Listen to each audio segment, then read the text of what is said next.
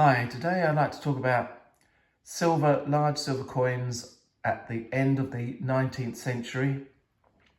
That period, we were still on the gold standard, which meant that coins were either made of gold or silver for their larger currency denominations. And so there was actual value within the coin themselves. So there was silver content and there was gold content. So today we're just going to look at the high value silver contents coins, and they're all similar to the British 5 shilling or crown as it was known. So the first one, let's have a look at.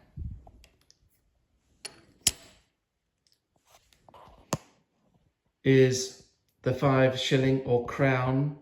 Now these were produced up until Victoria's time, when it was still in general circulation. After that time, they were produced, but they were mainly on anniversaries or some special event, and they weren't in general circulation. And then with the coming of the end of the gold standard, they were produced in various materials, but not silver or very little silver content within them. But this is a 1889 British crown. You've got George and the Dragon on one side, and you've got Victoria with her imperial crown on that side. Now these weighed 28.28 grams and were 925% silver. So that meant it was 925 parts of silver out of every 1,000 parts of material. So there's very little other material. It's nearly all silver. And 925 is called sterling silver. This is a silver content that was used in making silver objects that were hallmarked. And when the hallmark was stamped on them, gave the item a guarantee that it was 925 silver. So there we have. So if you divide 28.28 by 0.925, you get the actual amount of silver, which is 26.15 grams of silver. So that'll be the sort of benchmark. That's the highest amount of silver we've got in this number today, this list of little coins. The next one is 5 marks, a German. This is 5 marks, 1898. So it's after the unification of Germany. But Germany, though it's an empire, there were still other kingdoms and free states within that empire. So you've got William II, German emperor, Kaiser, and then König. So he was also emperor, German emperor, and king of the Prussians of Britain. So these were also produced by other states within Germany up until the end of the First World War, when the monarchy was dissolved and the republic was brought about. And there you've got the eagle of Germany. And this one, it is 27.777 grams, so slightly smaller. And is of 0.9 or 900 to the 1,000 of silver. So it's slightly less silver content. So if you divide those, you get 24.999. So 25, say, grams of silver. So slightly less than the crown. 900 out of 1,000 is general for most of European and American silver of the time.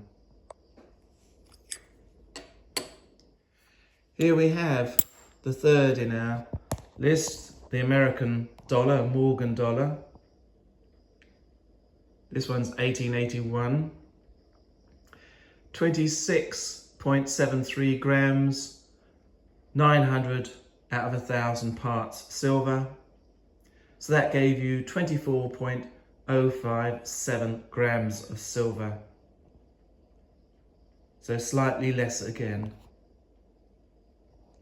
but not far off. So you could use, when you went from one country to another, you could get a rough idea.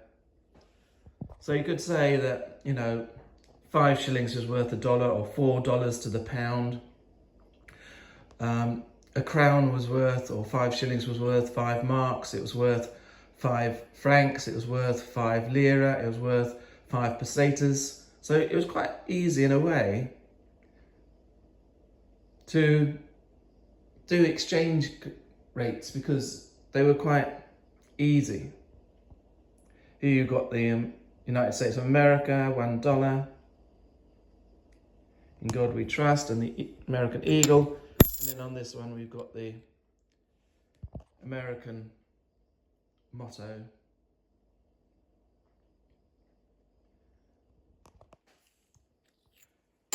The next one is this one, most of them are on 5s, apart from the dollar. Most of them, it's equivalent to 5 something. So 5 francs, 5 marks, 5 lira, but this one is half of that. So it's 2.5 guilders.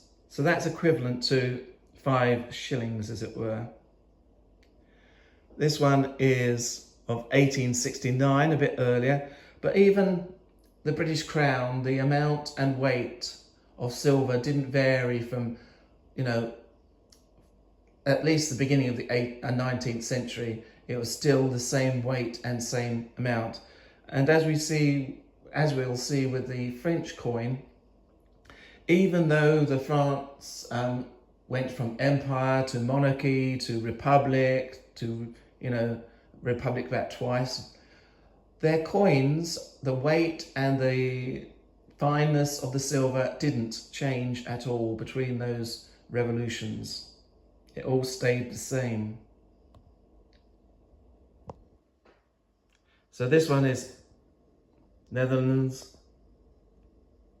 slightly earlier, 1869, 2.5 guilder.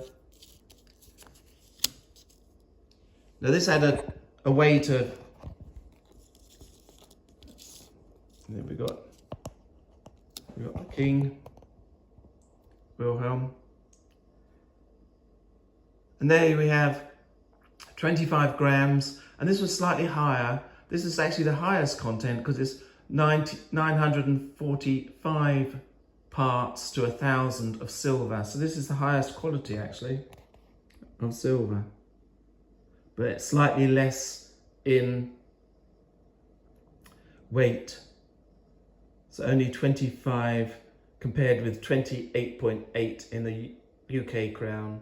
So if you do the maths, the amount of silver is slightly less. It's 23.625. So though it's higher grade silver, it's slightly less in weight.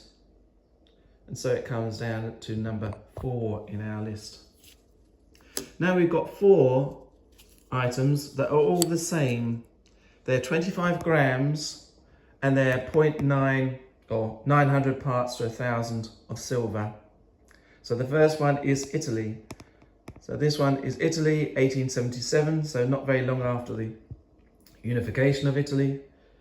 You've got the Italian cross there, which is the same as the Sardinian, because really Sardinia took over Italy.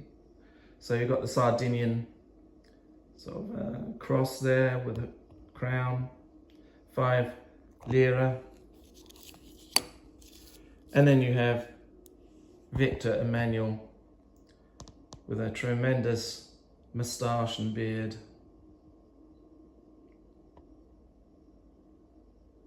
And so he was also, I believe, the king of Sardinia. So when Italy united around Sardinia, as it were, he became king of Italy as well. So you can see that this is now, so it's 25 grams at 900 parts to 1,000. So the amount of silver is 22.5 grams. So this will be standard over all of these next coins. So we've got Spain, 5 pesetas with the royal crown there. Then we've got Alfonso the 13th, quite a young portrait, 1898. And again, 25 grams, 900 parts to the 1,000, so 22.5 grams of actual silver.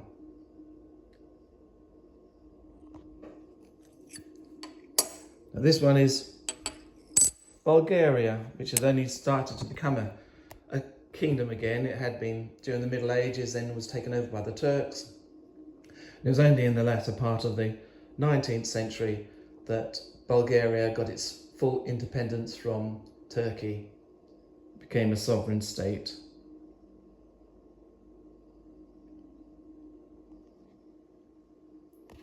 So you got the king there. My Cyrillic isn't very good. So I think it's 5 beaver, because the B is a V, I know that bit. 1894.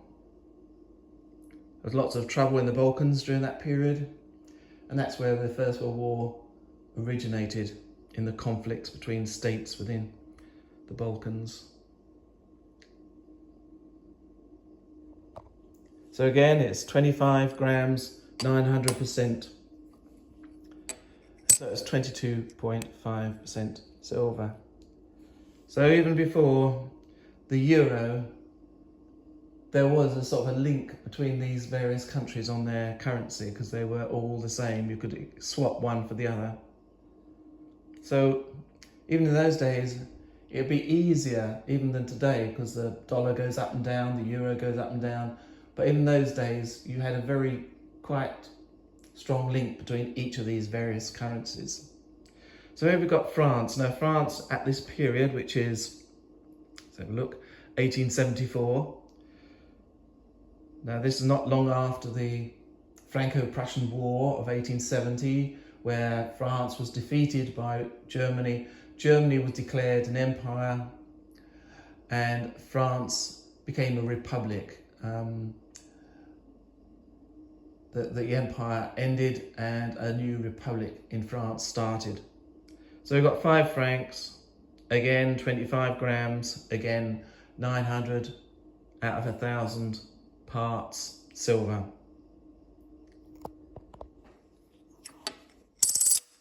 And then you've got the other side with the motif, you know, liberty, equality and fraternity.